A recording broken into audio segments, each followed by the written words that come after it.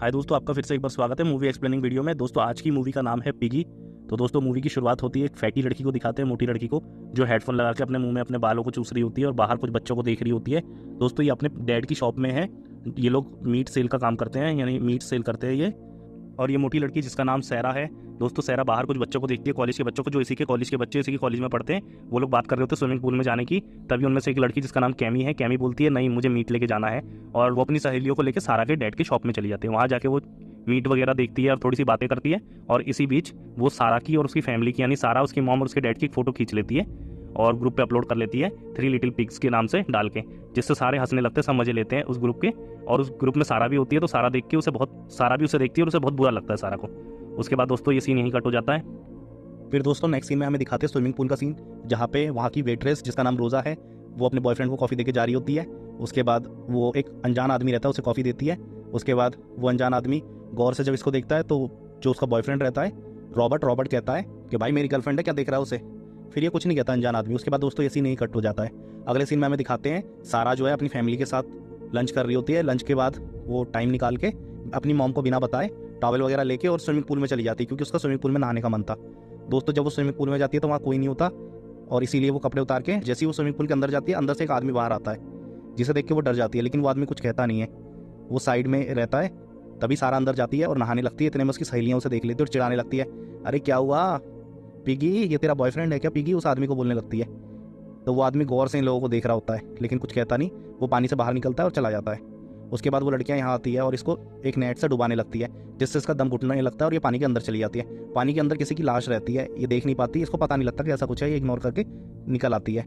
और तब तक वो लोग भी जा चुके होते हैं, पर जाते जाते वो लोग इसके कपड़े और टॉवल भी ले जाते हैं। अब बेचारी ये बहुत परेशान होती है और जैसे तैसे ये उसी अधनंग अवस्था में घर जाने लगती है। दोस्तों तो वहीं कुछ छिछोरे लड़के आते हैं और इसको पीछे से छेड़ते हैं। छेड़ने के बाद वो लड़के चले जाते हैं और ये रोते रोते, इसे लगता है मैं और इस रास्ते से जाऊंगी तो फिर कोई आके ऐसा करेगा, क्योंकि उसके साथ अक्सर ऐसा होता है। उसके मोटे होने की वजह से अक्सर लोग उसे बुल्ली करते हैं, अक्सर लोग उसका हैरेसमेंट करते हैं, उससे बदतमीजी करते हैं। और ये सब झेलते झेलते वो परेशान हो चुकी है। तो वो दोस्तों एक शॉर्टकट रास्ता लेती है, जंगल का रास्ता। पर जब वो वहाँ जाने लगते हैं तो वहाँ एक वैन खड़ी होती है, पर वो ध्यान नहीं देती, वो आगे चली जाती है। आगे जाने के बाद उस वैन के अंदर हाथ दिखता है उसे रोज़ा का, और वो समझ जाती है कुछ तो गड़बड़ है। तभी उस वैन के पीछे शीशे पे हाथ मारती हुई क्लाउडिया बोलती है कि सारा हमें बचाओ। और ये देख के सारा की हालत ख़राब हो जाती है, और जो अनजान आदमी रहता है वो गेट खोल के बाहर झांकता है सारा को। इस टाइम तो दोस्तों डर के मारे सारा का टॉयलेट निकल आता है। खैर वो आदमी दिल का अच्छा रहता है, वो ऐसा कुछ नहीं कहता, वो इसके लिए टॉवल नीचे गिर देता है और वो चला जाता है आगे। उसके बाद दोस्तों सारा अपने घर जाती है टॉवल लपेट के, और घर जाके वो टॉवल वॉशिंग मशीन में डाल देती है और नहाने धोने लगती है, रेडी होने लगती है। तो उसकी माँ उसे पकड़ लेती है, पर उसकी माँ को पता नहीं लगता कि ये भूल गई थी। उसकी माँ को लगता है कि ये कुछ खाने आई है, क्योंकि उसकी माँ ने उसका खाना पीना कम कर रखा है ताकि वो पतली हो जाए। दोस्तों इसके बाद सारा का तो कोई प्लान नहीं होता बाहर जाने का, मगर मजबूरी में, क्योंकि उसके घर की एक ट्यूबलाइट खराब हो जाती है, तो उसके डैड उसे जबरदस्ती भेजते हैं, उसे शॉप पे जाना पड़ता है।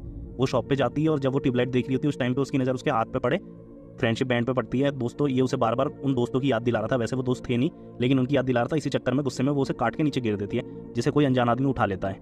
उसके बाद दोस्तों वो एक चॉकलेट लेती है, चॉकलेट लेके काउंटर पे जाती है, फिर वो छोड़ देती है उसे, क्योंकि उसे लगता है मॉम ने मना किया मुझे नहीं खाना चाहिए, तो नहीं खाती। वो छोड़ के अपनी सामान की बिलिंग करा के चली जाती है। वहीं दोस्तों कोई और उस चॉकलेट को लेता है और उसकी बिलिंग करा लेता है, और आप जानती हो ये और कोई नहीं, वही साइको किलर होगा। उसके बाद दोस्तों सैरा जब घर आने लगती है तो उसे अपने मोहल्ले में उसकी मॉम दिखती है, और वहाँ पे बहुत सारे लोग हैं जो पूल पे हुए कांड के बारे में बात कर रहे होते हैं। तभी उसकी मम्मी कहती है सारा तो पूल पे गई थी ना नहाने, पता है वहाँ कांड हुआ है, चल। उसके बाद सारा की मॉम गाड़ी चला के सारा को वहाँ ले जाती है, और वहाँ जाके पता लगता है कि वहाँ का जो टेक केयर था रॉबर्ट, उसको किसी ने मार दिया है, और वहाँ की वेट्रेस रोज़ा भी गायब है। अब क्योंकि सारा तो सब जानती थी, लेकिन सारा ने कुछ कहा नहीं, सारा ने कहा मुझे नहीं पता। उसके बाद उसकी मॉम कह रही थी तुम भी तो आई थी ना पूल पे नहाने दोपहर में, तो जिस पे मना करती थी नहीं मैं पूल पे नहीं आई थी। के बाद उसकी मॉम कहती है कि नहीं तुम आई थी, तो वो कहती है मैं नहीं आई थी, पूल पे आने से ये लोग मेरे को बुली करते थे, परेशान करते थे, इसीलिए मैं नदी में जाके नहाती थी। उसके बाद दोस्तों ये बात यहीं खत्म हो जाती है। लेकिन जो पुलिस वाला रहता है वॉन को इस पर शक रहता है, क्योंकि ये जब भी जाती है वॉन का कुत्ता इसके ऊपर भौंकता है, और इस वजह से वॉन इसे देखता है। और जिस दिन ये नहा के जा रही थी तौलिया लपेट के, उस दिन भी कुत्ते ने भौंका था और वॉन ने उसे देखा था। तो वॉन को लगता है कि कुछ तो छुपा रही, कुछ तो जानती है, लेकिन ये कुछ बताती नहीं है। उसके बाद दोस्तों इस बात से सारा की माँ को बहुत दुख होता है कि अच्छा वो लड़कियाँ जिनको मैं इसकी साथी समझती थी, वो लड़कियाँ इसे चिढ़ाती थी, परेशान करती थी। उसके बाद दोस्तों वो घर चली जाती है अपनी बेटी को लेके, और थोड़ी देर बाद ही वहाँ कैमी की मॉम आती है, जो कि इनको बोलते हैं तुम्हारी बेटी जानती है कहाँ है मेरी बेटी, पूछो इससे कहाँ है मेरी बेटी। तो ये मना कर देती है मुझे नहीं पता, और सारा की मॉम भी उसे धक्के मार के बाहर भगा देती है कि जाओ मेरे घर से, एक तो तुम्हारी बेटी हमारी बेटी को परेशान कर देती और तुम इसी से पूछने आई हो कि तुम्हारी बेटी का, ऐसे कुछ नहीं पता जाओ। वहीं सारा बहुत परेशान रहती है, क्योंकि सारा का मोबाइल भी उसके कपड़ों के साथ था, जो कि वो साइको किलर ले गया था। अब सारा के पास कोई और चारा नहीं था, इसलिए सारा अपने डैड का फ़ोन लेती है चुपके से, और वो रात में निकल जाती है अपने फ़ोन को ढूंढने फाइंड माई डिवाइस से। और दोस्तों वो ढूंढते ढूंढते एक ऐसी जगह पे जाती है जहाँ अंधेरा था, और तभी उसको वहाँ साइको दिखता है। सारा को अपना फ़ोन मिल जाता है, लेकिन साइको भी मिल जाता है। साइको से पकड़ लेता है और उनके बीच ऐसा सीन आ जाता है, एक रोमांटिक मोमेंट बन जाता है दोस्तों। लेकिन तभी दोस्तों क्लाउडिया, आयरीन और कैमी की फैमिली भी आ जाते हैं। वो लोग भी उनका फ़ोन का फाइंड माई डिवाइस से सर्च करते करते आ रहे होते हैं। अब दोस्तों वो साइको किलर जो है सारा को बोलता है कि चलो मेरे साथ। सारा मना करती है, फिर वो कहता है कि ठीक है छुप जाओ, और वो तो चला जाता है यहाँ से। सारा उन लोगों से छुपते छुपते सारा की हालत खराब हो जाती है, लेकिन सारा किसी तरह से अपना फ़ोन लेके वहाँ से चली जाती है और घर पहुँच जाती है। और घर पहुँचते उसके डैड के फ़ोन पे किसी का कॉल आता है, जिस वजह से वो फ़ोन को फर्श पे फेंक के और छुप जाती है। उसकी मॉम आगे देखती है फ़ोन फर्श पे पड़ा, और वो उसके डैड को गुस्सा करके फ़ोन पकड़ा देती है और बात यहीं खत्म हो जाती है दोस्तों। रात को उससे प्राडो मिलने आता है। प्राडो कहता है कि देखो मैं जानता हूँ वो पूल पे थी और तुम पूल पे गई थी, बताओ क्या हुआ। फिर वो उसे सारी बात बताती है कि मैं पूल पे गई थी और उन्होंने मुझे डुबाने की कोशिश करी, लेकिन मैं जैसे तैसे बची। प्राडो कहता है तुम सच बताओ, तुम कुछ नहीं जानती वो लोग कहाँ हैं। इस पे ये कहती नहीं मुझे कुछ नहीं पता, मुझे बस इतना पता है कि उन्होंने मुझे डुबाने की कोशिश करी और मेरे कपड़े लेके वो लोग चली गई। उसके बाद कहाँ गई मैं नहीं जानती।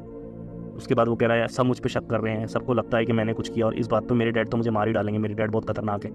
उसके बाद दोस्तों ये कहानी यहीं खत्म होती है।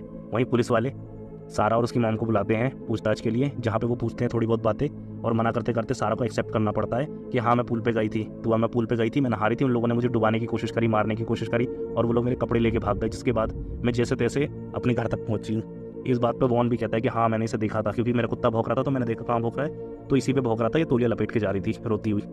तो दोस्तों इस बात से इन्हें पता लग जाता है, और वहीं सारा की मॉम को भी बहुत दुख होता है कि मेरी बेटी को क्या क्या झेलना पड़ रहा है। उसके बाद वो उसका चॉकलेट खाना बिल्कुल बंद कर देती है। वहीं दिखाते हैं ये लोग घर आते हैं, घर आके इनका बहस हो रही होती है। उसके बाद सारा अपने कमरे में जाने लगती है। तभी ऊपर का सीन दिखाते हैं, ऊपर वाले कमरे में सारा के कमरे में वही किलर रहता है। तभी उसके डैड अंदर आके उस किलर को पकड़ने वाले होते हैं कि वो किलर एक बार में उनके मुंह पे कुछ मार के उन्हें बेहोश कर देता है। उसके बाद दोस्तों वो किलर जाता है सारा की मॉम के पास। सारा की मॉम सारा को डांट रही होती है, तभी वो किलर सारा की मॉम को भी चाकू से स्टैप कर देता है। उसके बाद वो जाता है सारा के भाई को मार रहा है, लेकिन सारा उसका हाथ पकड़ के मना करती है, नहीं उसे कुछ मत कहना।